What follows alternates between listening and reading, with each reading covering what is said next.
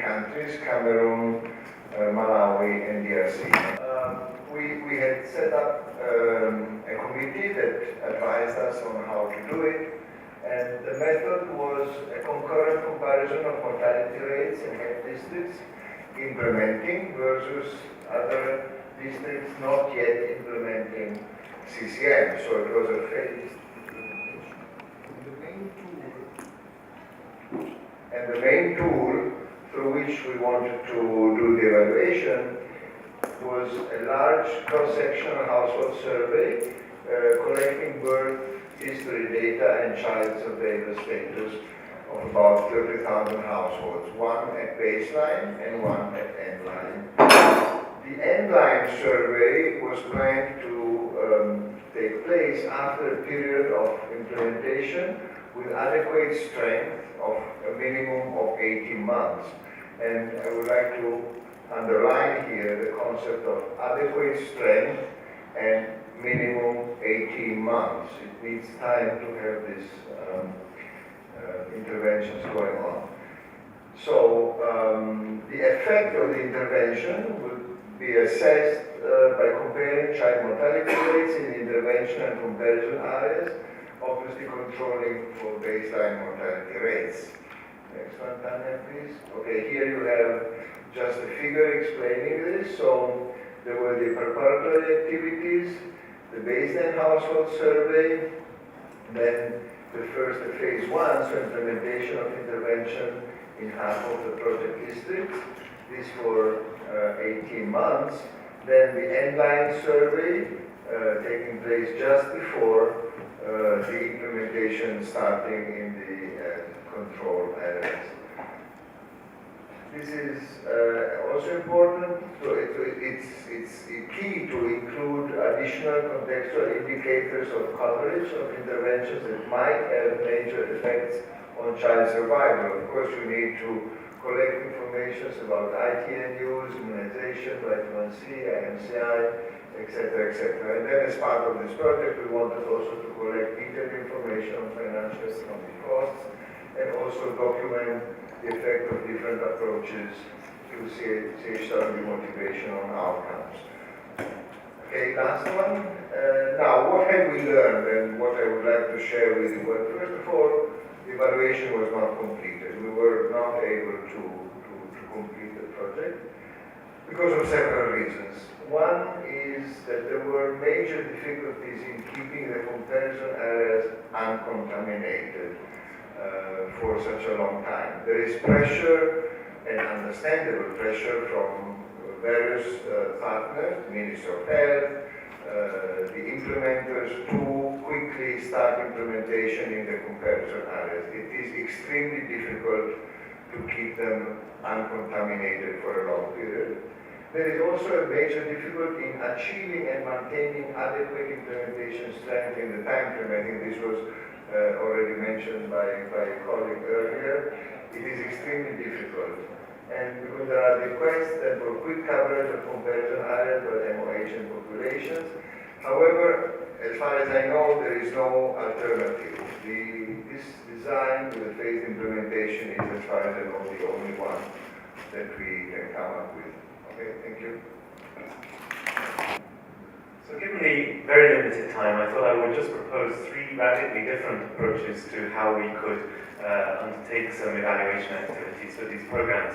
Because basically I agree with all of the other speakers about what the challenges are, and I think we all can see that through what we've shown over the last couple of days.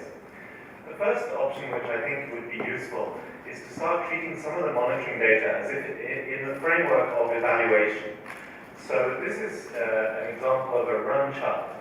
What you do is you plot on a regular basis some outcome parameter that is supposed to be changing regularly. So, for example, it could be the number of consultations for the 3 key illnesses. Our program has performed, we need to give more weight to what happens in between those time slots. So I'm not just looking to 2 things, and I really very much support what Tanya said about qualitative, and I have just 3 minutes, so I'm going to make sure what I've used the most to understand the program performance in our programs. And We use routine data coming from the registers to estimate as a proxy for coverage. Here you can see at the top how we use routine data on diarrhea treatments over a 2-year period in a few districts in Uganda.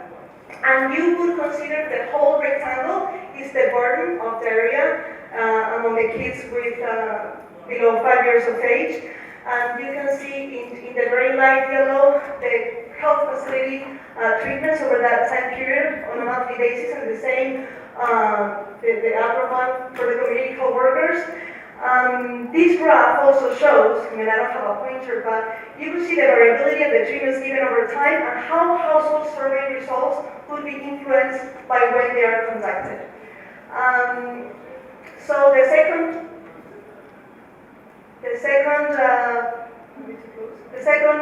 part is to use periodic assessments for information related to quality assurance that is very subject to bias, like information about drug availability and about community workers' performance. Next. So if I would have to give recommendations to NGOs or to donors working at the subnational level that I told you about before, I would just say better use of monitoring system to get a continuous estimate of coverage, use periodic assessments to get information about quality assurance, use baseline or final surveys for, if you have to measure health indicators, but not so much to look at appropriate treatment of the 3 conditions, but to look at timeliness of treatment, source of care, and care-seeking behavior. And then you can just run this and get estimates on the severity and don't have to conduct a mortality survey. Thanks.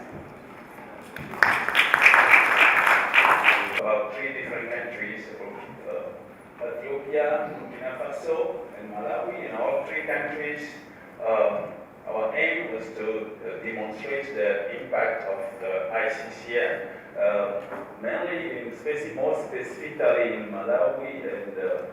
And in Malawi, the program is much larger, but the main strategy, key strategy was iCCM. So in Ethiopia, so remember we're talking about large-scale government program that you cannot control. So in Ethiopia, we are able to talk with the government and stakeholders, and they agree that we focus the evaluation in 2 zones where we are able to randomize the district within the 2 zones. There were 31 districts, to randomize them to intervention and comparison areas. So, and the agreement was that we were to hold the comparison areas for no more than two years. So after 2 years, we will lose the comparison because the government will roll out the program whether we want it or not. So this shows the randomized that we have done, but remember we have only 2 years, and it's not always the case.